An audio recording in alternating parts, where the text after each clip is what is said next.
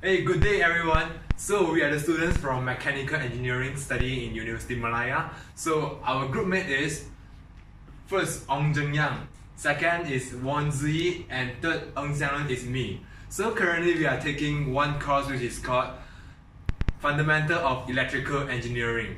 So today our task is being asked to discuss about this topic about AC motors and also DC motors. So next, I'm going to explain to you about the types of motors that being happen in this world. Okay, so first there are two main types, which is the first one is the DC motors and second type is the AC motors.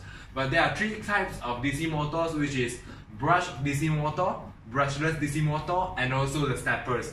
But for the AC motors, there are two types only, which are induction motor and also the synchronous motor.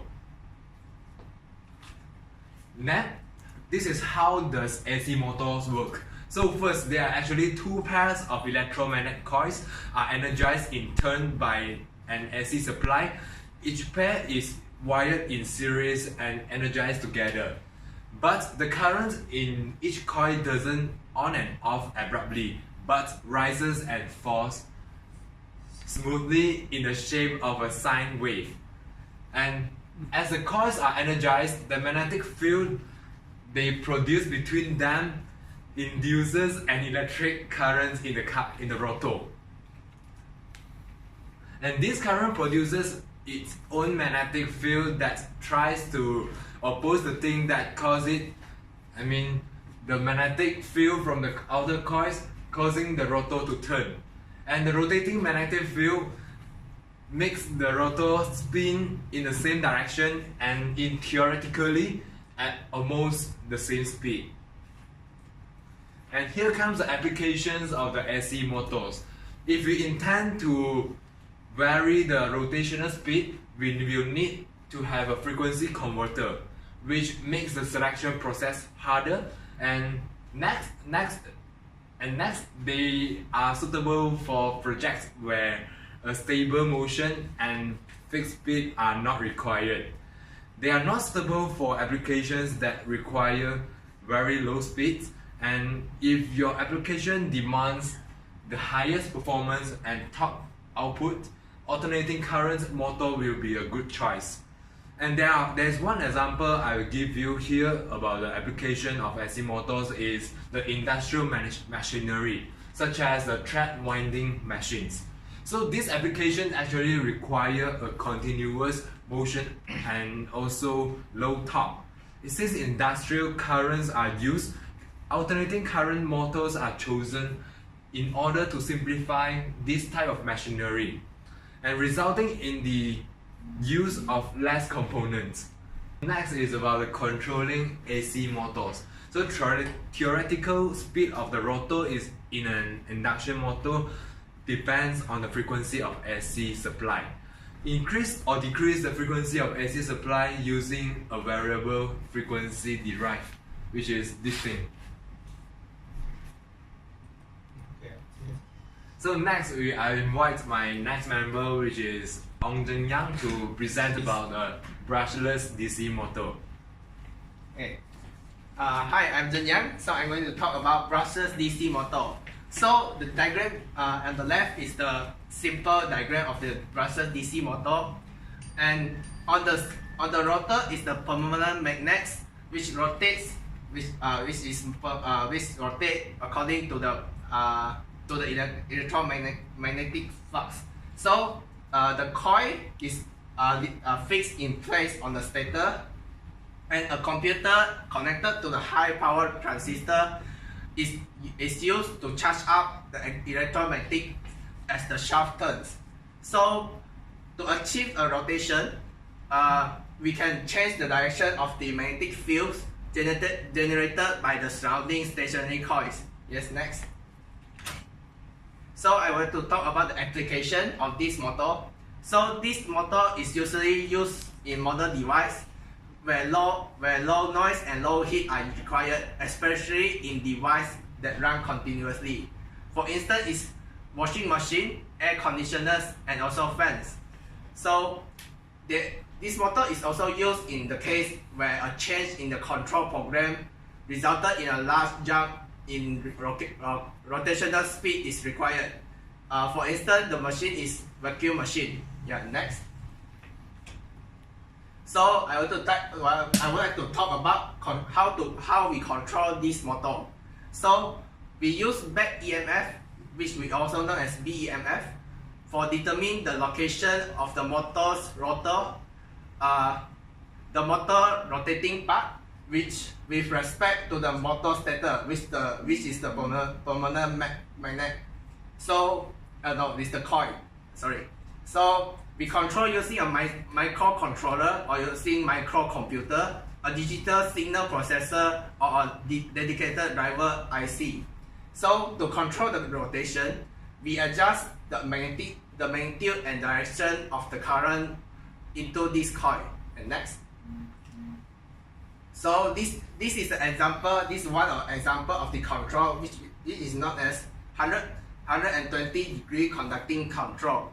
And from the left of the from the diagram on the left, this is the example of what will happen when we direct a current into from the coil U to coil W, for example. So the green arrow is represented as the flux generated on the coil. So on the right side, there's an additional bigger arrow which represents the resultant flux, which is the sum of the flux produced by U and W just now on the left. Yeah, next. So from this diagram, we can see if we direct the current from different position, from different directions, from UW or WV or other connection, we can get different resultant flux, which is shown in this table. So we have 6 possible resultant flux, and this will cause the rotation of the rotor. Yeah, next. So this is the modification of the 100-degree control, which is sinusoidal control. So the resultant flux magnitude, like we talked just now, is the 100-degree control is controlled by direction. It's controlled by the current directed into the coil. But in sinusoidal control, resultant flux magnitude and direction can be controlled more precisely, which produce smooth motor rotation. So the speed of rotation can be controlled by controlling the rate at which the phase change. So according to the diagram on the left, you can see the current directed into the coil is keep changing from low to high and high to low, but not directly amount of current. And this helps us to get a smooth rotation of the resultant flux, which is represented as a red arrow. Okay, next. Yeah, so I want to welcome our next member to explain the comparison. So hi, I'm Z. So I'm here to explain to you the comparison between the AC motors and the DC motors. Thanks. Alright, so I'll explain it from different aspects. The first one, as for the AC motors, they are powered from alternating current, and of course for DC motors, they are powered from direct current.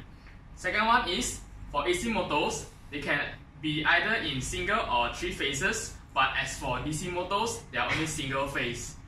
The third one, the AC motors do not use brushes, but DC motors, they have brushes. AC motors usually seen in applications where the motor speed needs to be externally controlled, but as for DC motors, work best in applications where power performance is sought for at standard periods of time. So the next one is, for AC motors, the armature does not rotate and the magnetic field continuously rotates. As for the DC motors, the armature rotates while the magnetic field doesn't rotate. Next, AC motors vary the frequency to control the speed, but for DC motors, it varies the armature windings current to control the speed.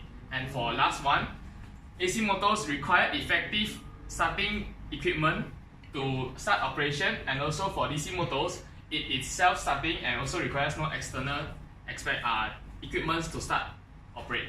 Next. So there are cases where we prefer DC motors than AC motors. So I'm giving some examples here. The first one is applications that require great torque when starting the motor. The next one is whenever your project requires versatility. The third one is wherever we need to power parts, machinery or devices that vary their power during operation, we'll use DC motors instead of AC motors. And the last one will be projects where the load is more important than the motor's motion precision. Next. As for the last part of our presentation, I'm going to let you know that which cases we will prefer AC motors instead of DC motors. So the first case is projects where stable motion and fixed speed are not required. We will use AC motors and not using DC motors. The second one will be the application which demands the highest performance and also the torque output. Whereas the last one will be the budget of project, because AC motors are lower than DC motors. So that's all from our group. Thank you.